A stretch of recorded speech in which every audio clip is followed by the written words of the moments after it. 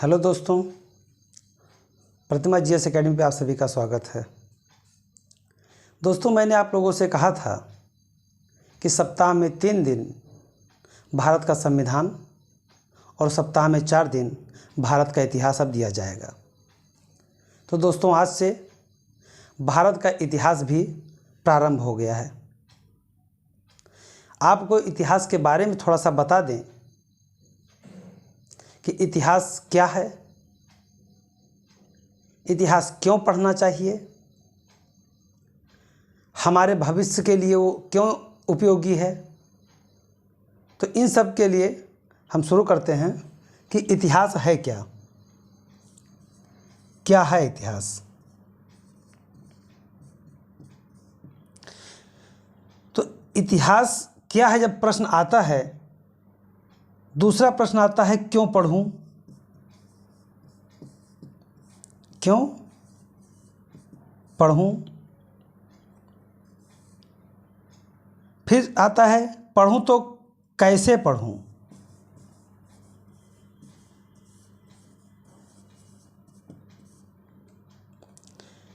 तो साथियों, पहले तो यह है कि क्या है। तो इतिहास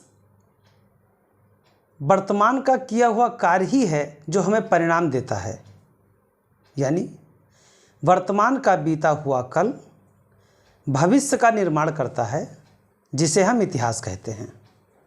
क्या है?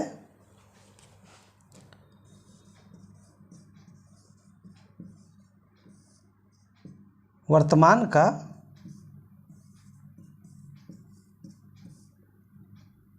बीता हुआ कल जो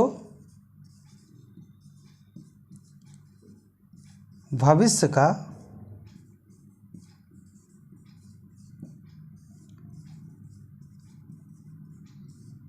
करता है,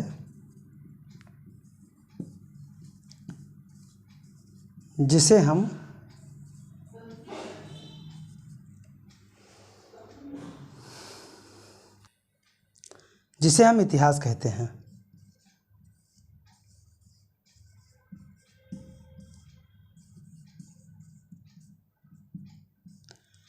यानी इतिहास क्या है? वर्तमान का बीता हुआ कल जो भविष्य का निर्माण करता है, जिसे हम इतिहास कहते हैं।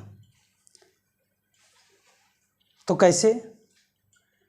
साथियों, हम सब लोग कोई ना कोई कार्य प्रारंभ करते हैं।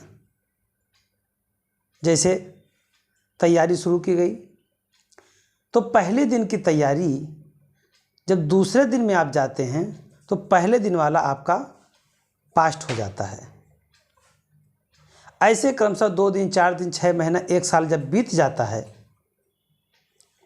तब आप देख पाते हैं कि आप एक सफल व्यक्तित्व हो चुके होते हैं। आपके अपने गोल प्राप्त हो चुके होते हैं। किसी का सर्विस प्राप्त करने का है, या किसी का एक आथर बनने का है। मतलब अपने अलग अलग लक्ष्य जो होते हैं, जब वो प्राप्त होता है तो साथियों, आपका पीछे किया गया मेहनत का परिणाम ही होता है कि आप एक सफल व्यक्ति बन पाते हैं। तो यही इतिहास है कि वर्तमान में जो आप कार्य करेंगे, भविष्य में आपका वो परिणाम जो दिखेगा, वही इतिहास है। और उसी को हम लोग पढ़ेंगे, चाहे व्यक्तित्व हो किसी का। और इतिहास में लगभग व्यक्तित्व ही पढ़ा जाता है। फिर प्रश्न आता है क्यों पढ़ूं। तो साथियों, इसको पढ़ने के लिए 2 बातें हैं।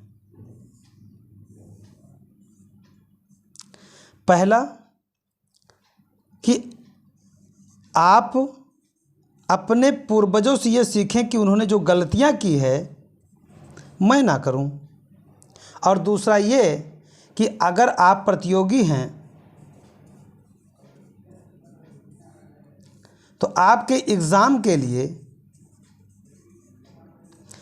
ये कम से कम, अगर जिसमें भी जीएस आता है, तो ये 15 से 20% कम से कम अकेले योगदान देता है।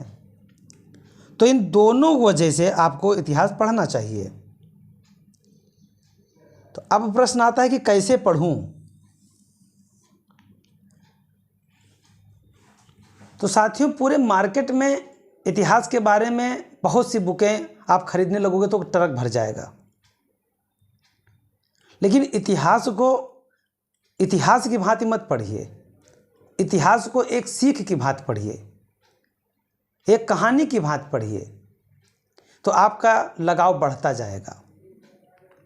आप उन व्यक्तित्व के बारे में समझिए कि जिन्होंने इतिहास में ऐसा कार्य किया है कि हमें गौरवान्वित करते हैं, तो उनका एक अलग नज़रिया बनाइए।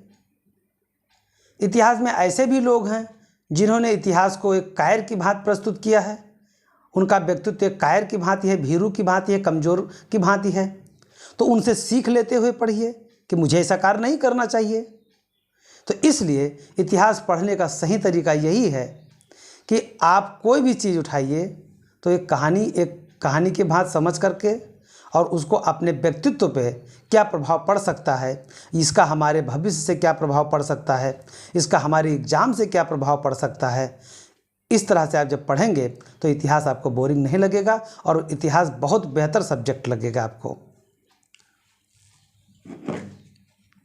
अब आता है कि ठीक है इतिहास पढ़ें तो, लेकिन कौन कौन सा इतिहास पढ़ें?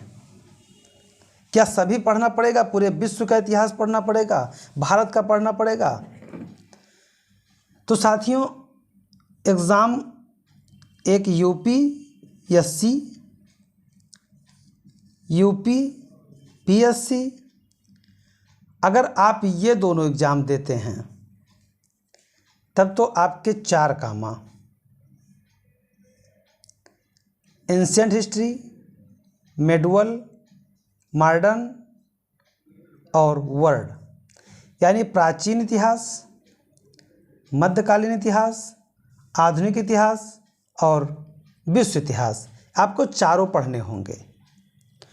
लेकिन साथियों, यदि आप NDA, CDS, UP triple SC, police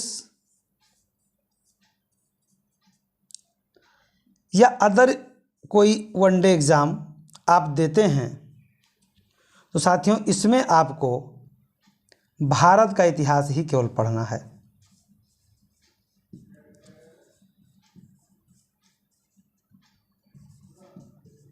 Bharat का इतिहास ही पढ़ना है, इसका विश्व इतिहास से कोई लेना देना नहीं है। विश्व इतिहास से कोई लेना देना नहीं है। तो प्राचीन भारत का इतिहास, मध्यकालीन भारत का इतिहास और आधुनिक में भी सबसे ज़्यादा महत्वपूर्ण सीक्वेंस क्या हो सकता है?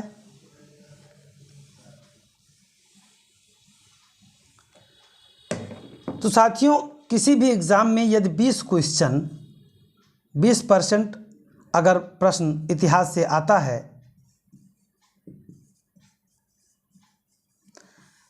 हिस्ट्री से आता है, तो उसमें से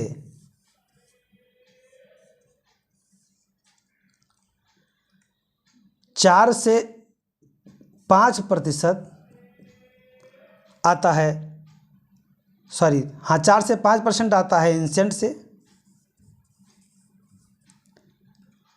और 5 से 6% आता है आपका मध्य से, और बाकी जितना भी बचा 9 से 10% ये आता है आधुनिक से। तो यहाँ पे आपके मन में ये विचार आता होगा, फिर हम इसको क्यों पढ़ें, हम इसी को क्यों ना पढ़ लें, जो कि बहुत लड़के यही काम करते हैं।